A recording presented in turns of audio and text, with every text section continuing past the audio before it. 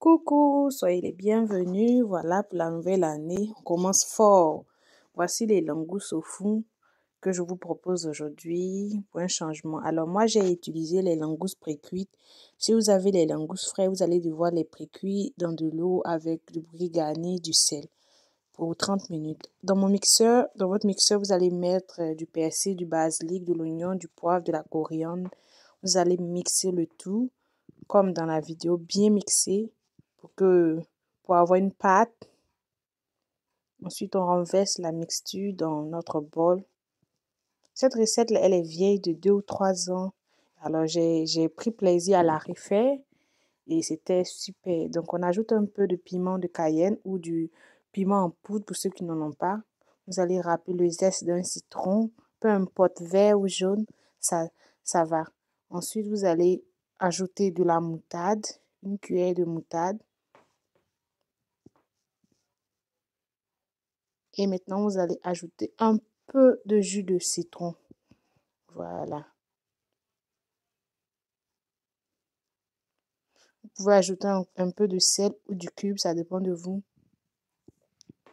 On va bien mélanger le tout. On va bien mélanger, bien mélanger. Vous pouvez goûter pour voir un peu le goût si ça vous plaît. S'il faut un peu plus de piment, vous ajoutez. Ou s'il faut un peu de sel, vous ajoutez. Alors, vous allez maintenant mettre au milieu de vos langoustes ou de vos crevettes. Si vous avez des crevettes, vous les assaisonnez avec. Vous allez mettre au milieu puisque j'ai divisé mes langoustes en deux. Voilà, j'ai fait des incisions au milieu pour ouvrir bien, pour permettre à ma marinade de bien entrer à l'intérieur. Vous pouvez faire cette étape et garder la veille. Vous pouvez mettre partout, surtout les langoustes, et garder la veille. Et le lendemain, enfourner à feu doux à 150 ou à 140 à feu doux pour 20 minutes, ça suffit, puisque les langoustes sont déjà pré-cuits.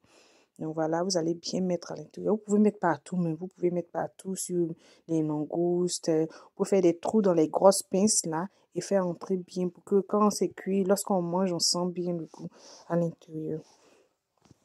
Alors cette étape terminée, on va enfourner à 150 pour 20 à 25 minutes. Voilà, vous devez enfourner.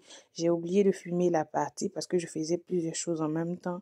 Donc, vous pouvez enfourner à 150 pour 20 à 25 minutes et vous allez voir le résultat. Vous pouvez manger avec des frites, vous pouvez manger avec euh, des pommes de terre grillées, ça dépend de vous. Ou des pommes de terre bouillies, vous pouvez manger avec tout ce que vous avez, vous voulez manger.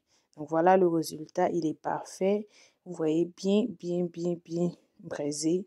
Et on a mangé avec du piment rouge de celui que je commercialise. Je l'ai mixé avec un piment qui n'était pas très pimenté. Alors c'était surtout parfait. Donc je vous souhaite un bon appétit.